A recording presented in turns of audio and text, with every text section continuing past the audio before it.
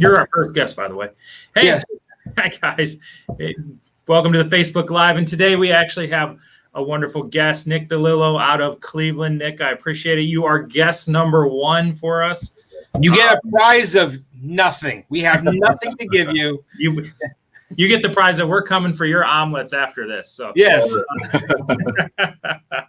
But yeah, and we appreciate it because we've been doing these for a while now, and we're happy to have people on who want to kind of talk about things. And every Friday when we have a guest, we want to talk about something fun, right? And so this week we actually are going to talk about who plays you in a movie and a little bit of why for that. So as you can see, we have John Krasinski, Paul Giamatti, which, by the way, this is Chris every day in the office. And then we have Jerry Bartier from Remember the Titans. So, Chris, let's talk about that for a minute. I know you have the look, right? Yeah. But and you even grew your hair out a little bit more than normal today. So maybe it was for that. When I just think of the characters he played, even down to Fred Claus, and he played, Santa Claus, or played Santa Claus in that movie, just his overall roles. Right. He plays, if anyone knows me, you know that I can tend to be a little over the top. I can get flustered. And I'm also one of those people who just my personality aligns very, very well with Paul overall. So that's good. Nick, how about you? Sure. It's funny when you ask that because I had just watched the movie Remember the Titans like the week before, and I just wanted a good feel-good movie, especially with everything that's going on in the world right now. Right. And just the correlation to the character that Gary Bertier plays. I'm a guy, a boots on ground guy. My name tags. There's no titles next to it. Right. It's lead with the team, lead with them, not above them, and just push boundaries at all times. Professionally. And I think that's something that character just absolutely does very, very well. To where he is a pioneer to cross the line positively to try to bring the teams together. And that's something I do on a daily basis. I'm not the smartest guy, I'm not the sharpest guy, but I'm going to work harder for anyone and really make sure that the team's taken care of. So I don't know. I felt there was a good correlation there with everything that's going on. Look, you have the look, you have the voice, and I know from your content on LinkedIn, that motivational piece is always there because you did a good job with that. So for me, it's kind of interesting because when I was probably 20 pounds lighter with longer hair, right? I had a lot of people when I worked in retail say, you kind of look like that guy from The Office. And back then it was just that guy from The Office is what it was. And, nobody knew, they would say Jim or whatever, but nobody knew who John Krasinski was until I think near the end. And then of course, you break on to other roles, but, I used to have that longer hair and a little bit thinner through here. And, I got the goofy nose and the goofy face. So it was pretty good. It is funny though, because I was going to go with someone else. And this one, when I was in my early 20s, I was a larger guy. I weighed a lot more than I did now. And I've lost some weight since then, but actually John Goodman was one of them. So they say you look like John Goodman too. And I was like, all right, I can't win on this one. Which one's it going to be?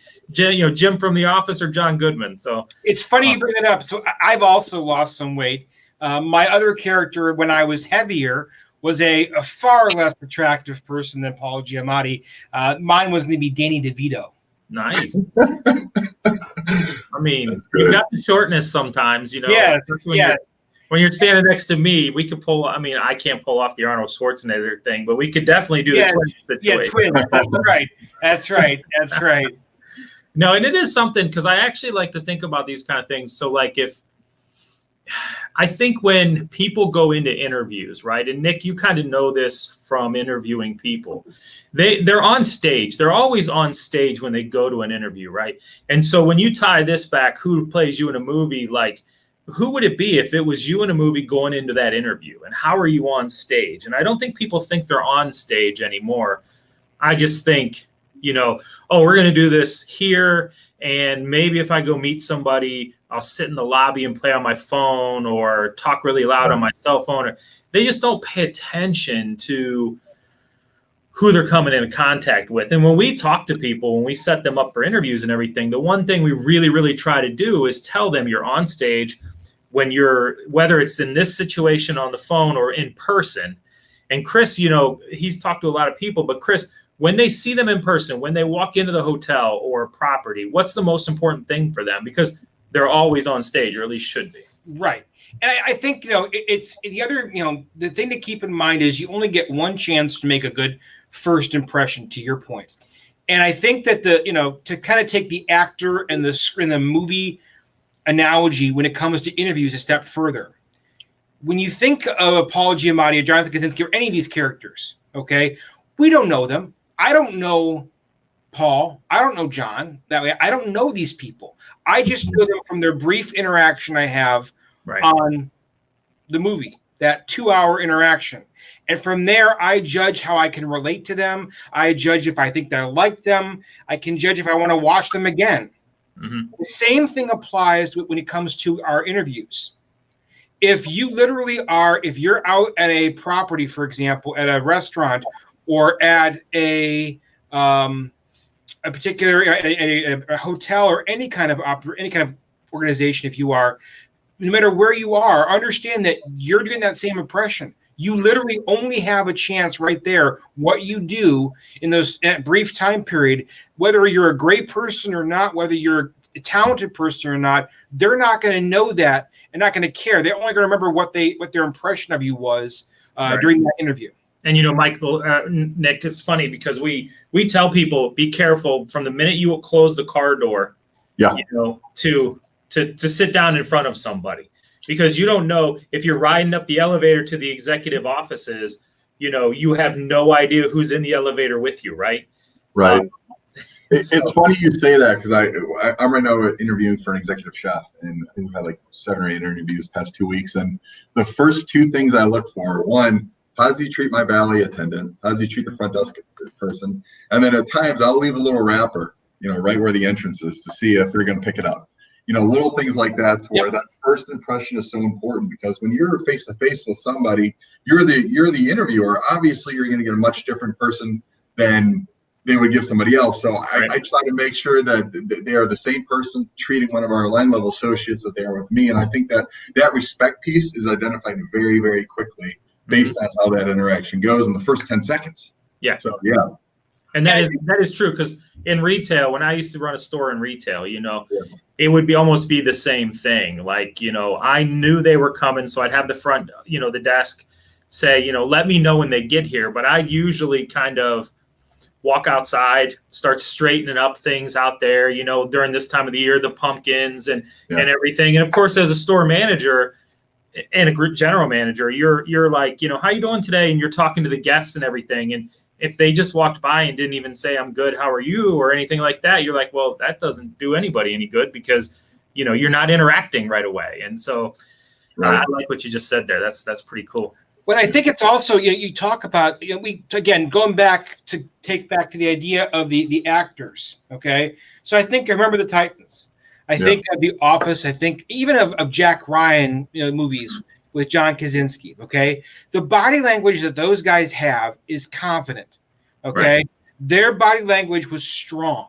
All right. Now, if I'm going to be honest, if you think of Paul Giamatti or even Danny DeVito, typically they're kind of that, and I mean this in all niceness, kind of the frumpy, kind of a look, if you will.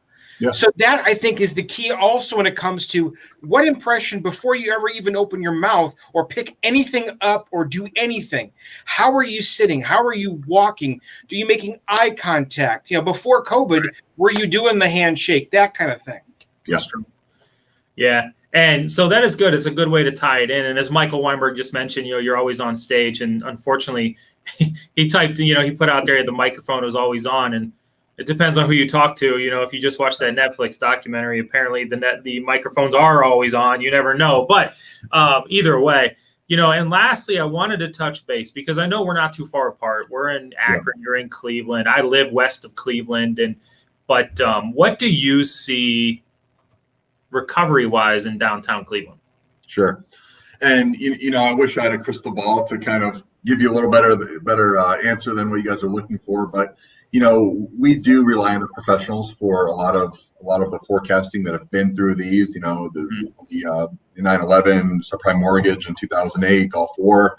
And they've been relatively accurate with, looking at about a 43% decline in occupancy. And Cleveland in the Midwest has really kind of been right where, those forecasting numbers have been, about a 50% decline in RevPAR for year over year in 2020. So, we would love to say, Q2 for Cleveland. Q4 starts to get a little slow for us. Q1, that kind of continues, and really that's when we start to kind of burst out of our shell and really start to see that business traveler pick up. Right. We haven't had that since March. We're hoping that based on the dialogue that we've had, we're starting to see a little bit of business travel here the past few weeks, and really just the middle to the end of September, and we're starting to see some of those bookings happening. That's going to kind of tailor off in November. So, ideally, early Q2, let's say April, May, we really feel confidently. We have the draft here coming up soon, which is very TBD, and I think that could be a big make or break for Cleveland once all that gets announced and how we're going to be operating. And everything changes daily. Governor, when we're looking at putting out an event, doing a wedding, we have an executive order from June. We have an executive order that came out in August, and then it's which one do you apply to based on which situation or what you're hosting. And a lot of the stuff is pretty convoluted, so it's tough to really pinpoint where we're going to be, but we're doing a good job of working through very difficult times with not a ton of direction because there's so many unknowns. Yeah, business travel does seem to be picking up a little bit. Like I said, that we have the Hilton next door who's held 3 meetings this week. Yeah. Most of them were local, but you could tell when you pull into the parking lots are completely full. And my wife's company started to travel again. And, I just tagged along last weekend and went to Buffalo and stayed at a sharp property called the Mosey, which used to be a Wyndham. And, they crushed it. I mean, it was clean. It felt nice. I wasn't concerned about anything. And so that's what I like to see. I mean, the thing I said when I walked in and I was like, oh, your remote control's in the bag and, everything smelled clean. Right. And I'm like, okay, where was all this before though? Like, why did it take this, to get us to that level? But I get it. Chris and I were talking this week. We had a great conversation on complacency and how, when you just get used to stuff, it's just the way it's meant to be, but it's really not meant to be that way because it's complacent. Right. And so, hopefully this teaches us a lot, like you said. I think that moving forward, you guys will see a big change because of the way you guys have handled this, and you can grow from it, like we were kind of talking offline. Yeah. And not only that, but there's going to be big winners coming out of this thing. I mean, you win in the off season, and people don't realize this is our off season right now. Are we, a lateral piece of that with doing squats, right? Are you doing squats in the off season, or are you just taking it easy and doing lighter lifts? And what we're doing is focusing on that, because when we get busy again, we're going to be 9 months to a year of being really, really slow. When you have that small little winter window during the Christmas time, you get into January and it's rocky. Your satisfaction's not what it was in October because you haven't been so busy. So making sure you're staying sharp and making sure that when they choose to stay with you, they're going to have an immaculate product of what they had the previous year. So I think, to your point, the complacency, it's so hard not to be, but to kind of push the envelope again and keep your team sharp and keep challenging them on a daily basis. So when we get those opportunities, we're not dropping the ball. It's funny you bring that up. There's a great podcast I listen to often, leadership podcast by a guy named Craig Groeschel. And Craig talks about how we tend to drift toward complacency, which is exactly what you talked about. I think equally important, and we talked about this offline a little bit, but obviously, given the fact that we've always gone through, we've had a reduction in employees, just the need to not have as many people, okay? Obviously, one hopes that as things begin to pick back up again, there'll be a need for those employees once more. But it goes back to, I think you're going to find, and maybe you can speak on this, Nick, a little bit too, but how you went about separating with those employees during the pandemic, even post-pandemic, as you may have had to, because of a downturn, release some employees, will speak volumes to your brand, your employer brand, when it comes to how you were. Yeah. And that was one of the two hardest things I've ever done as a leader, because unfortunately I transitioned in the middle of COVID. So I had to lay off most of my team at my previous hotel, and I got here and I had to do a very similar thing to McDonald Plaza. And we didn't keep people based on how good they were at their job, or how talented they were, or how long they've been here. And obviously tenure does play a piece in that, but it's who has the best attitude, because we know right now everyone's gonna have to wear a lot of hats, and keeping positive in tough times is the only thing that gets you out of this thing.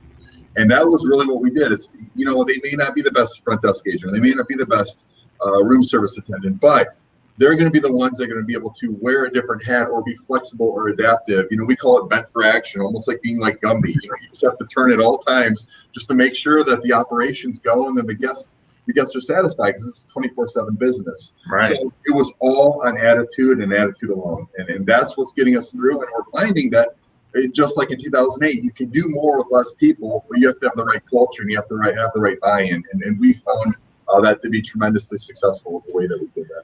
Yeah, and I think that's the key. Like, I think one thing you just mentioned, you touched on, is, you know, what you did in 2008, you know, less people, it caused a culture shift, but it also caused some people to cost cut across the board, right? And so what it did is it allowed them to say, because in retail, when I was working in retail at that time, you know, you had this many hours, we'll say 2,800 hours, and then we're in that position. And while people still need groceries, you know, we can do this on 2,300. And what they did is it was Giant Eagle. They actually hired a Bain and Associates to come in and do consulting and say, well, it takes, you know, 24 steps to get from here to here, which should only take 18 seconds. And so, you know, you can cut the cost by doing this. And like, they broke it all down. And it was actually really cool to watch the process. But at the end of the day, yeah, we cut 600 or 700 hours out of every store because there were so many extra steps going in that it was only due to that. I bet you if it wasn't this, if it wasn't COVID, right, you wouldn't be in these situations. Like, so, but it's what makes profitability key, and it's what changes people to, you know, be better leaders. So. And I think it's equally important, whether we're in a pandemic, let this be a lesson learned, especially to those who are, say, you know, who want to lead up, if you will. Those people who are saying, wow, I'm newer in the industry, I want to make my mark, no matter what industry it is, hospitality, right? It could be any industry. Right now, if you want to make yourself invaluable, the worst thing you can say, the kiss of death, in my opinion, is, I'm sorry, that's not my job. Right. You know what? The moment you say that, you've made yourself replaceable. Yep. So I think to your point, Nick, you know, the people who may not have been the best, but those will say, you know what, put me in, coach. I'll do whatever I need to do to make this work. Yep. Amen. That's it. I think we end on that. I appreciate it. This was wonderful, man. Nick, thank you so much for your time. And we look forward to talking with you again sometime. Absolutely. Thank you, Nick. It's been a pleasure, guys. Thanks so much.